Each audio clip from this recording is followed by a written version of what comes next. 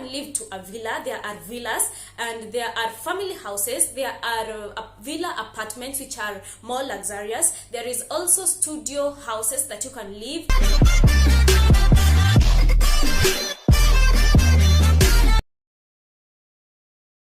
Hey guys, welcome back to my channel. In case you're new here, hi, my name is Frashia and welcome to the Dream Team. Please consider subscribing if you have not yet, and also turn on the bells that you may never miss out any video that we post twice a week.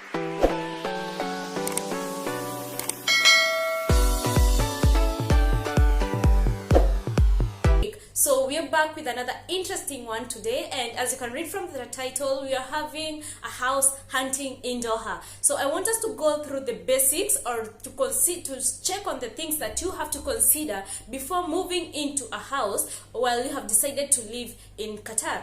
So first of all, you should ask yourself what you really want. You must have some ideas in your mind. I want such a house, I want to do this and this, and the rest will follow. So what happens when you are in Doha and you think that you want to move into a house or a private house, or maybe for instance you've been living in a company house, or you are just coming into Doha and you want to get your place to live, it is very easy and very fast. So there are different websites which will help you get a place to live in Doha, but there is this one that everybody or most of the people are using, and the most genuine website, that is called Qatar Living. So when you go to Qatar Living website, you will get that they are giving you many options of many houses, and this is where the basics and the points to consider comes in.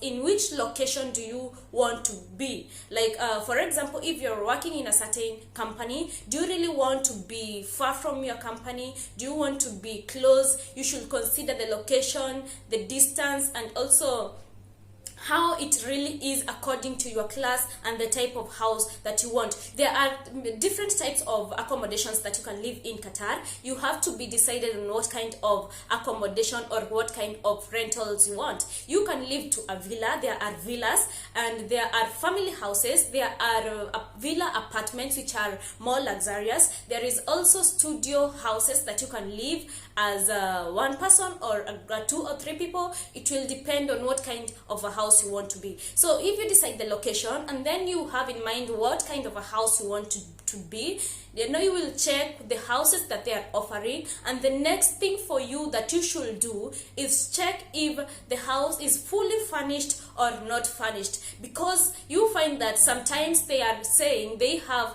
the house is furnished, and therefore you have to pay a little bit more higher rent than the house that is not furnished, because if it is not furnished, you'll just find a vacant room and you'll have to buy everything for yourself. Everything means the furniture, the facilities that you want to use, it will be on you. But for the fully furnished, they have everything. You just move into your house with only your personal belongings.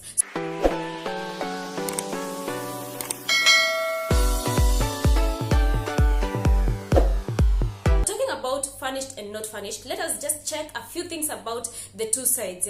Furnished houses, you will only move with your personal belongings, and it is easy for those people who are just coming to live, not for a long time or maybe for a long time. It is easy for you if you don't want to keep purchasing things here and there. It is easy for you to move to a furnished house, but be sure that it will be of higher price, or the rent amount will be higher than the house that is not furnished. So the house that is not furnished, it will cost you a lot because you have to furnish everything. But if you really don't want that high class life, you just want a medium life, it is possible and very easy for you to get a not furnished house. So something else you should check after you check the location and whether it is furnished or not, you should check if the houses you're giving the deposit and security deposit money, because in some places you'll find that they're telling you to give security deposit. This one means you'll pay for the rent and also deposit some amount, a 1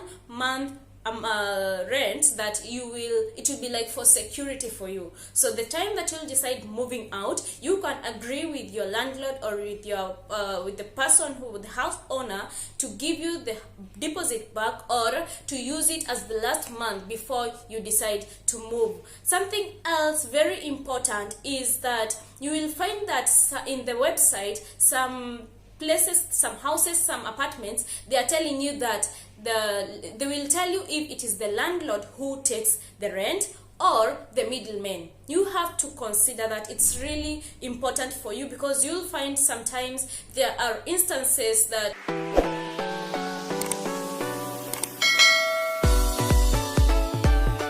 you pay to middlemen and the money maybe didn't get to the house owner, and you start experiencing very hard, difficult things. But it really happens. But it's really very important for you to decide on what you really want. Do you want to pay to the landlord directly, or you want to pay through the middlemen? They will always indicate for you when you are selecting the house that you want to live to. Something else regarding the money also, you will have to check if the owner of the house or the middleman, whoever you're giving the receipt to, you're giving them in form of a receipt, in form of a check, in form of cash. It's really very important for you. My advice is, I would prefer to go to a house that I am paying either through a check, through a receipt, but not cash. Personally, that is my opinion, because I feel like sometimes things just come up, things just get worse, and you don't really have something to say that yes, I pay, because you gave the person the cash. So I would advise people out there, you look for the houses or apartments that are taking checks or any written documents that you really paid the house. So something else, when you get to the house that you have really already chosen, you will check the kind of ACs they are having. It is really important for you to check this, because as you may know, if you live here already or you are out there and you're deciding to come into Qatar, it is very important, and very important, I repeat, that to have AC in a house. There is nobody who would live without AC in Qatar. I tell you that. If you're planning to move into Qatar, you should be aware of that. So check what kind of ACs they give, because sometimes they bring as the split AC, and others they will bring as window ACs. The window AC, sometimes it's kind of noisy, in my opinion. So I feel that I will move with the window AC, which has also a remote control. You can control the temperature that you want to have in your house. So those are the very important things to check about the AC. You really have to have an AC. So there is a type of accommodation I have talked about. You'll have to check if it is family, or it is for single people, or it is for ladies, because mostly in Qatar you will find that they have indicated we only have family houses. What does this mean? It means that it is only a family who can live in that particular apartment.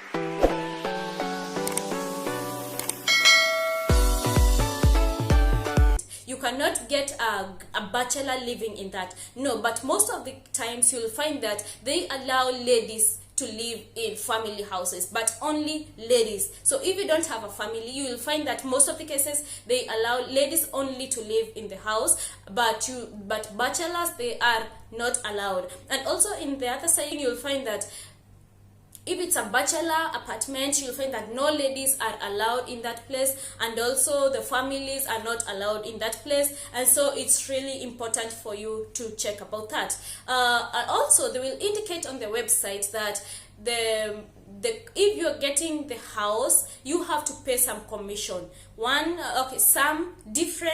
They have different rules in the website. You'll find that some of them they don't ask for commission, but some of them really do. This means that when you're getting a house, they will tell you before you get to that house, you have to pay a commission of this and this, because we helped you to get a house. It happens to some of the apartments, so you also have to check that. So you don't really want to go, and when you're in the house, you find that you're being asked for money that you never knew you were supposed to give in the first place. So it is important for you to check if they are asking for commission or not. So before you move into the house, you should also make sure that you have gone and visit the site. You cannot just finish all the payments and everything on the website and then decide moving to a house that you've not visited before. It is advisable that you visit the house that you have chosen, the house of your the house of your desire. You visit it before you move in to that place. So there are also something that I can mention about the studio house. You find that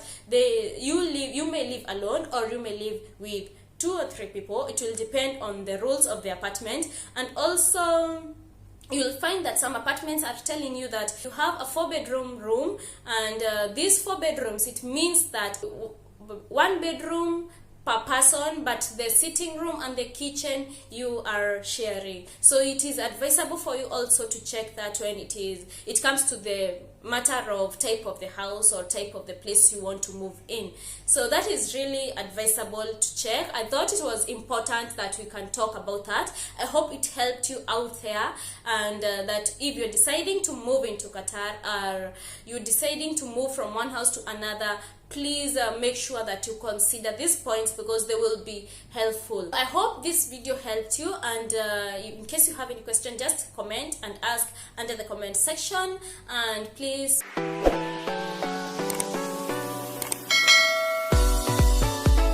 remember to subscribe and turn on the bell, that you may never miss out any video that we post. So thank you guys, you are always important to me. I love you. Peace.